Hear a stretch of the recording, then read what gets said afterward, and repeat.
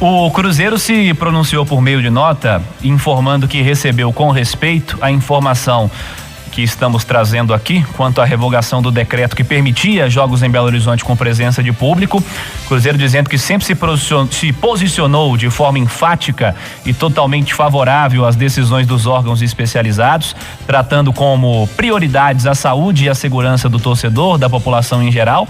Mas, no entanto, entende que, respeitando a preocupação das autoridades locais nesse momento, reforça sua crença na segurança dos protocolos adotados e a serem seguidos nessa volta gradativa dos torcedores. Cruzeiro está dizendo que vai estudar a viabilidade da realização dos próximos jogos em outras praças onde a presença de público esteja liberada. Cruzeiro e Ponte Preta se enfrentam em 7 de setembro e aí o Cruzeiro quer que a presença do torcedor possa ser confirmada para esse confronto diante da equipe da Ponte Preta. Antes disso, o Cruzeiro tem 2 jogos pesados fora de casa contra o CRB e contra o Goiás pela Série B do Campeonato Brasileiro. Antes da gente falar e trazer esses convidados aqui, turma, relacionados ao Clube Empresa, a essa transformação importante que está acontecendo aí, vai passar a acontecer nos clubes no Brasil, vamos falar tecnicamente do Cruzeiro também, porque essa semana foi uma semana de resultados importantes. Cruzeiro com o Vanderlei Luxemburgo tendo um respiro nessa Série B do Campeonato Brasileiro, nesse momento 14º colocado com 24 pontos, 5 jogos com 3 vitórias e 2 empates sob o comando do Vanderlei. Ô Edu, o que você tem observado sobre esse Cruzeiro do Vanderlei? É um Cruzeiro com grandes novidades? É um Cruzeiro que mudou bastante? Ou a gente pode tratar como o resultado nesse momento, que num primeiro momento é a principal preocupação, né? Fugir da confusão, Edu. Ô Cirilo, tem que ter muito cuidado para falar do Cruzeiro ainda, principalmente do Luxemburgo, porque é recente. A gente não pode empolgar e nem ficar tão descrente como estávamos anteriormente ao trabalho do Luxemburgo. Já dá para ver, sim, algumas melhoras no Cruzeiro desde que chegou o Luxemburgo. Primeira delas, sistema defensivo. Ah, mas tomou 4 gols em 4 jogos. Mas aí vamos para as circunstâncias. O Cruzeiro tem 29 na B. Exatamente. E o Cruzeiro sofreu muito pouco nesses jogos, defensivamente. Contra o Sampaio Correia e contra o Confiança, por exemplo, um jogo foi empate e o outro o Cruzeiro venceu. Jogos como mandante. Apenas uma finalização certa do adversário. Ou seja, o sistema defensivo do Cruzeiro funcionou bem. Desses 4 gols sofridos pelo Cruzeiro nos 4 jogos sob o comando do Luxemburgo, 2 deles oriundos de pênaltis infantis. Um cometido pelo Eduardo Brock, que chegou atrasado numa jogada contra o Brusque, e outro pelo fugiu o nome do italiano. Rômulo, nossa, mas que branco que deu. E outro cometido pelo Rômulo, no Independência, num jogo que o Cruzeiro estava controlando contra o Vitória, principalmente depois que virou a partida. Enfim, a defesa parece que está mais consistente e é perceptível que o Cruzeiro joga com um bloco mais baixo, né? Dentro da sua cobrança, então, de desempenho, você tem visto melhor? Sim, acho que o Luxemburgo desceu um pouco as linhas.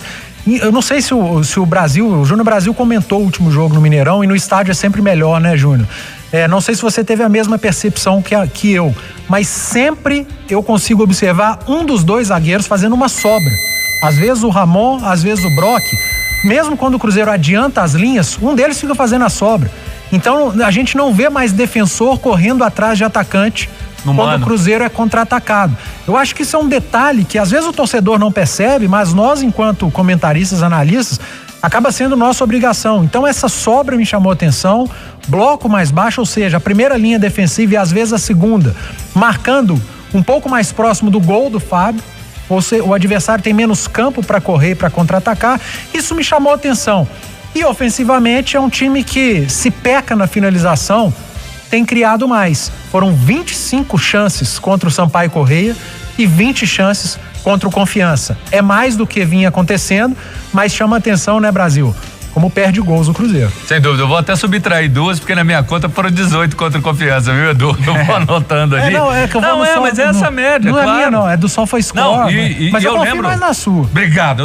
Eu também, quando você fala, eu fico ligado, e eu lembro quando você falou desse número de finalizações, e a gente já disse, em vários jogos o Cruzeiro teve esse mesmo número de finalização, 20, e o Cruzeiro tem a característica de sempre perder os gols. E quando você fala dessas linhas baixas, o Cruzeiro acaba que para jogar dessa forma, ele depende um pouco da velocidade. O Dudu é um cara que está cumprindo o papel para segurar, esquentar o setor pro Ney entrar. Quando o Ney entra, ele consegue dar o ganho que o Dudu tecnicamente não consegue. Imagina se o Ney tivesse uma boa sequência física. Condição física, tivesse 100%.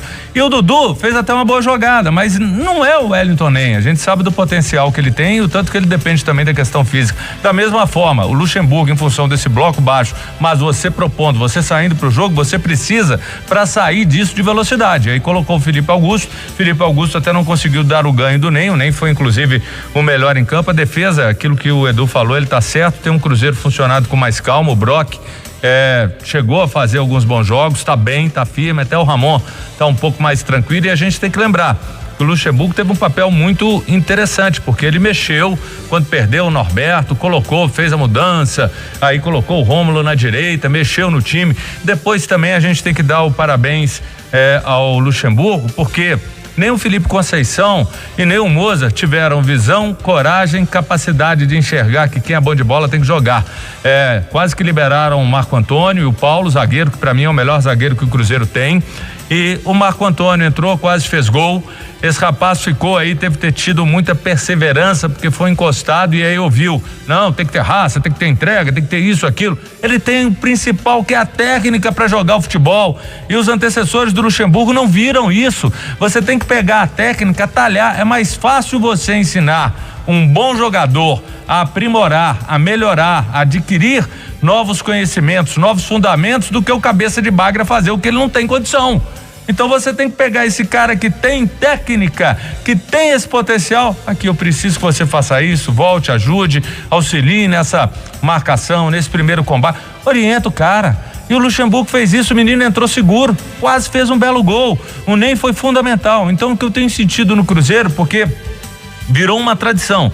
Cruzeiro em boa parte dos jogos, não esse que o Edu falou agora do Sampaio, até com o Náutico, com o Confiança. O Cruzeiro em vários outros jogos, o Cruzeiro criava muito e errava. Mas o que tá de diferente é o espírito. O Cruzeiro tá mais aguerrido. Teve um lance assim, mesmo sendo 4.223 torcedores, a torcida do Cruzeiro, olha, foi nota 10, merece elogio. Os caras vibraram o tempo inteiro, nem foi lá buscar uma bola na defesa, parecia que foi gol. A torcida explodiu e a torcida ajudou muito o time. Foi muito importante. Da mesma forma, o Atlético, quando teve a sua torcida. Então o torcedor tem um bom papel, acredito que o Cruzeiro melhorou, falta muito, não tem nada resolvido, não tá fácil, mas Cirilo, parece que o torcedor do Cruzeiro tá respirando, tava asfixiado, não estava conseguindo respirar, e aí você vê nas ruas, você conversa, o cara tá mais feliz, tá tranquilo, você vê mais camisas na rua, torcedor se sentindo bem e com tão pouco. Imagina se esse time tivesse melhor ainda. Ô Cirilo, só pro torcedor me xingar, já que gosta mesmo, pro acesso que o Luxemburgo tanto diz, é pouco, tá? O desempenho, você diz. É pouco, o Cruzeiro precisa melhorar muito. O aproveitamento no retorno tem que ser gigantesco. Com o Luxemburgo até aqui é superior a 70%. O Cruzeiro conseguiu 11 pontos em 15, isso, né? batendo Edu, 75%. precisa de vitória de mais 1-0, né? Não é nem de mais 1-0. Não, mas eu digo pra você ganhar a confiança e a bola encaixar. Aquela vitória mais natural, mais fácil. Aquela vitória que você assiste o jogo e você fala, não, esse jogo vai ganhar, tá tranquilo, tá bem superior. Isso não tem acontecido. Eu repito, para conseguir o acesso, nós precisamos cobrar, ser vigilantes, e o Cruzeiro precisa jogar muito mais do que está jogando. Agora, para escapar de um rebaixamento, para se manter numa Série B, para fazer um retorno ok, tá legal. Mas eu não vou ser esse comentarista de achar que tá legal do jeito que tá, não. Vou continuar cobrando, porque se quer subir, precisa jogar muito, mas muito mais do que tem jogado. Botar um asterisco na sua opinião, Edu. Acho que a Série B, o nível técnico jogado, em algumas ocasiões, ela permite que se consiga boas sequências, como algumas equipes consigam, mesmo sem jogar tão bem. A cobrança não é para que o Cruzeiro seja brilhante, até porque na Série B ninguém vai ser brilhante, Sim. porque todos são limitadíssimos. Sim.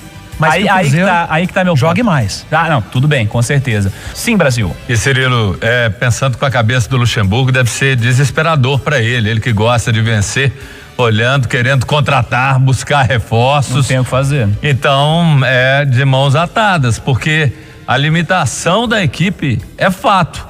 E se você pudesse contratar, talvez o quadro fosse outro, até com esperança de uma reação. Com certeza. O Cruzeiro tem utilizado recentemente, nas últimas temporadas, muito a palavra reconstrução. A construção de um novo Cruzeiro. E a principal aposta do Cruzeiro nesse momento para tentar voltar aos dias gloriosos que teve é essa situação relacionada à transformação do clube empresa, a transformação dos clubes em sociedades anônimas do futebol. Para falar um pouco sobre isso, a gente tem dois lados importantes aqui nessa mesa redonda e eu vou começar pelo lado de um dos empresários que está aí trabalhando junto ao Cruzeiro nesse momento de transformação do clube em empresa. O Regis Campos está conosco. Regis, boa tarde. Obrigado por falar conosco aqui na mesa redonda. E para a gente começar, eu gostaria que você nos contasse em que pé está essa transformação do Cruzeiro em clube empresa nesse momento, como estão as reuniões, em que ponto estão as conversas, captação de recursos, enfim. Boa tarde, Regis. Boa tarde, pessoal. A transformação do Cruzeiro em clube empresa, ela está andando, vamos dizer assim, todo vapor. O Serginho está conduzindo isso lá com muita dedicação, Serginho presidente, com muita determinação. As reuniões estão acontecendo porque o Cruzeiro tem seu CEO, tem toda uma diretoria, mais a diretoria da XP, mais os técnicos da XP. Então isso aí são reuniões que acontecem diariamente, vídeos, conferência, essas coisas assim, não é da noite pro dia. Tem muita coisa para ser feita, muitos detalhes para ser ajustado, sabe? Então o pessoal está trabalhando nisso bastante. As reuniões estão acontecendo diariamente. A captação de recursos, ela vai se dar após todos esses ajustes que estão sendo feitos, né? Criação do clube empresa, uma nova sociedade, regras bem definidas, de acordo com a CVM. Então tem muita coisa sendo feita nessa direção. E sobre isso, nesse momento inicial, quais os principais esforços, quais devem ser aí as prioridades, Regis? Os principais esforços nesse momento inicial as prioridades são essas que eu estou falando. Ou seja, criação da empresa, criação com o novo CNPJ, nova empresa. As prioridades são essas nesse momento. A gente já fez praticamente tudo que eu digo assim. Primeiro clube que a criou está fazendo essa transformação, contratou a XP, já estava se preparando há tempos para isso, desde a entrada do Serginho. Então, está dentro disso aí. Estamos conversando com o Regis Campos, empresário que está junto com o Cruzeiro nesse momento de transformação do clube em empresa. Regis, o Cruzeiro encara essa possibilidade de transformação aí do clube como algo fundamental para a sobrevivência da instituição. Eu gostaria que você explicasse ao nosso ouvinte os fatores que justificam isso, qual seria o cenário caso não houvesse essa possibilidade, e eu aproveito para adicionar uma. Na última semana aqui na Itatiaia, você esteve no Bastidores e comentou sobre uma participação da XP, dessa empresa, na quitação dos salários do clube até o fim do ano. Você pode nos explicar como é que isso vai funcionar, quando começa o investimento, quando a empresa vai obter esse retorno, enfim, quero te ouvir sobre isso, Regis. Lógico que é fundamental para a sobrevivência do clube a criação desse clube empresa, não tem dúvida nenhuma disso. Se não criar o clube empresa, o Cruzeiro quebra, fecha, não tem outra alternativa. Os salários foram pagos aí, os atrasados, graças à ajuda do nosso amigo aí, cruzeirense do Ed, Pedrinho, né? Fez uma antecipação de recursos aí para pagar, botar o salário em dia.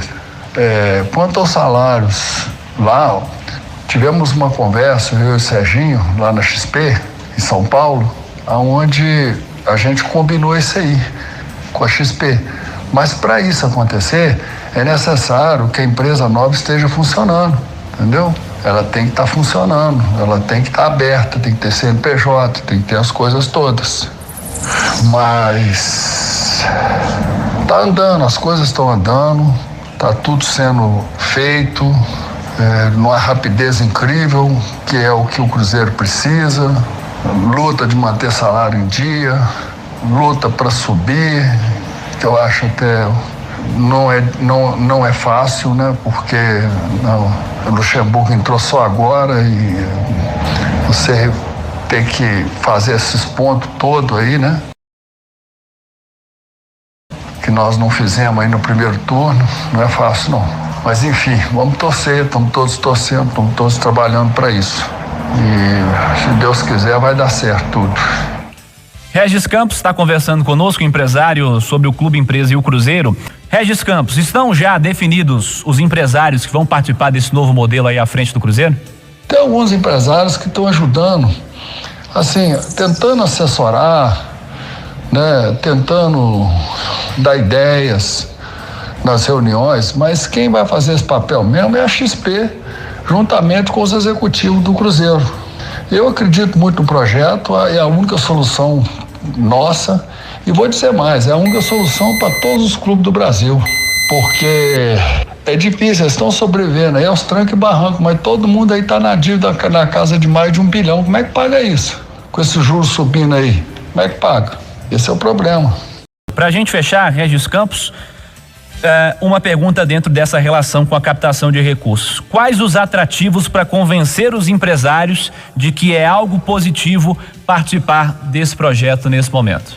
Os atrativos para captar o dinheiro é o seguinte, tem muito investidor que o futebol, se ele for gerido com sabedoria, com eficiência, com gestão profissional, sem o amadorismo, né?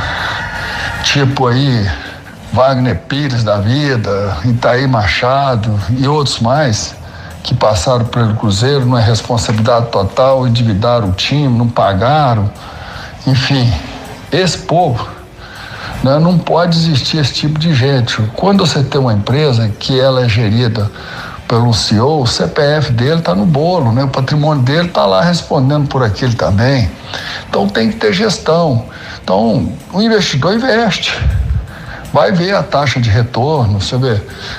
O Cruzeiro vai desenvolver bastante a base dele, ou seja, assim, novos valores que pode ser vendido por valores altíssimos, com isso captar recurso para gerar receita, gerar lucro.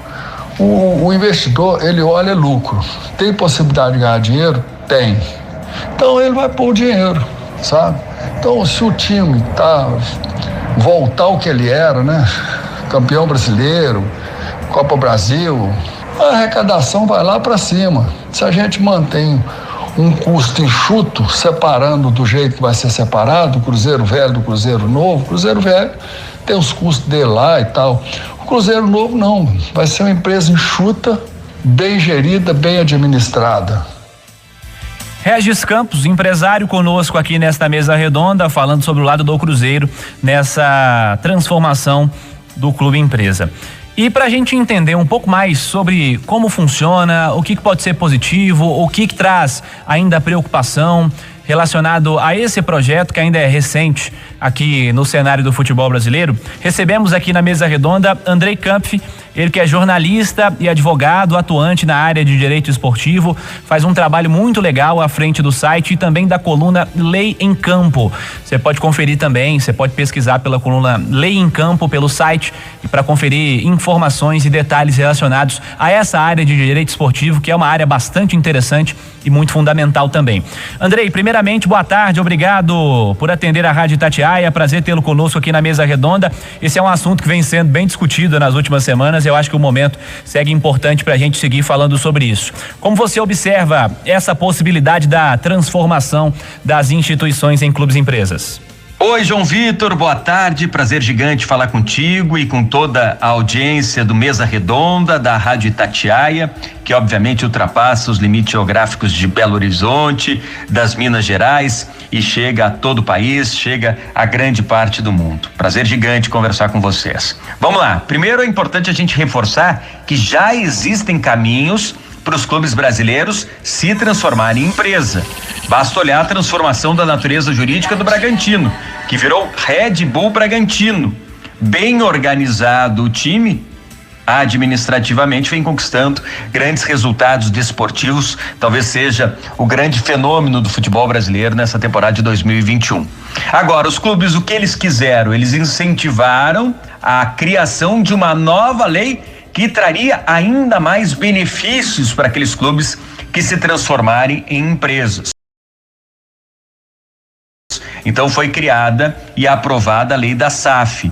E ela institui medidas que são importantes, são positivas, como transparência e fiscalização, se submetendo ao controle da CVM. Isso deve impulsionar a profissionalização do esporte e do futebol brasileiro. Além disso, ela cria mecanismos de captação de recursos com a possibilidade de abertura de capital na bolsa e também a emissão de títulos de dívida, fazendo com que se consiga aí se monetizar sem ter que se socorrer a grandes incentivos públicos ou a bancos e empréstimos junto a bancos, a iniciativa privada. Além disso, esse modelo tem uma função de obrigatoriedade de adotar mecanismos de integridade, como compliance, por exemplo, governança. Isso obviamente vai proporcionar uma maior procura de investidores. Clubes transparentes que trabalham de uma maneira ética e profissional vão atrair investidores. Os investidores agora também no esporte estão procurando, obviamente, instituições que tenham esses mecanismos, que trabalhem com compliance, com integridade.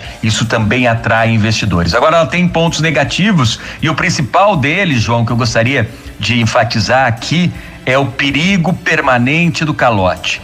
Credores foram preteridos pela criação de um sistema de execução altamente confortável para os devedores. A gente está falando também de credores trabalhistas, que teriam que ter prioridade no recebimento desses créditos. Existem caminhos para, mais uma vez, eu quero reforçar aqui, clubes aproveitarem benefícios do Estado através de lei e lá na frente não cumprirem com aquilo que foi acordado, com aquilo que foi prometido. Isso já aconteceu diversas vezes, ou seja, o risco de, com um verniz de modernidade, a gente alimentar uma velha cultura nociva ao futebol brasileiro, essa cultura de irresponsabilidade com proteção do Estado. Só que agora tem um porém, né, João, que é importante a gente enfatizar. Clube empresa é como empresa, pode quebrar. Você traz alguns pontos interessantes, Andrei, e eu quero trazer nesse campo da informação ainda, por parte de você, algumas discussões quanto a vetos presidenciais que não seriam talvez atrativos para os clubes, alguns fatores que vêm sendo discutidos também. Explica um pouco isso pra gente, como você entende essa situação. Verdade, João. A lei que saiu do Congresso não é mais a mesma, porque teve alguns vetos do presidente Jair Bolsonaro. Primeiro vamos falar de um veto que foi ruim para a profissionalização do esporte. O presidente Jair Bolsonaro vetou 2 itens que aumentariam a transparência em relação aos proprietários dos clubes. Fundos de investimento com participação maior que 10% sobre o clube empresa deveriam revelar os nomes desses cotistas. Outro, o clube empresa deveria informar a sua composição acionária, ou seja, nomes, quantidade de ações, percentual de cada acionista. Esse tipo de medida seria importante para reduzir o risco de crimes cometidos no âmbito das empresas, em particular, e também no cenário internacional. Um deles que a gente pode citar aqui é a lavagem de dinheiro. Agora, um veto muito ruim para o esporte brasileiro, o esporte que tem uma função muito importante, protegida constitucionalmente. O Estado tem o dever de estimular a prática esportiva, é um dever constitucional do Estado. Um trecho vetado por Bolsonaro, a SAF, teria autorização para captar dinheiro por meio da lei de incentivo ao esporte. Hoje esse mecanismo está restrito a associações sem fins lucrativos, como os clubes associativos. Além disso, poderia usar o dinheiro incentivado para pagar dívidas trabalhistas. Isso foi vetado, um veto ruim. Agora, um veto que os clubes não gostaram. Hoje no Brasil, a gente sabe que a maioria dos clubes está constituído como associação civil sem fins lucrativos. O clube associativo, aquele clube modelo que a gente está acostumado, como Cruzeiro, como Atlético Mineiro. Por esse motivo, essas figuras elas têm isenções integrais ou parciais em relação a impostos cobrados pelo governo. Isenção fiscal. No texto da SAF, os legisladores, propuseram um regime de tributação que é maior do que o das associações, porém seria menor do que o pago pelas empresas comuns. A regra a ser aplicada seria a seguinte: nos primeiros 5 anos da existência do clube empresa, cobrança de 5% das receitas mensais apuradas pelo regime do caixa. A partir do 6º ano e em diante, a alíquota seria reduzida para 4% sobre as receitas mensais.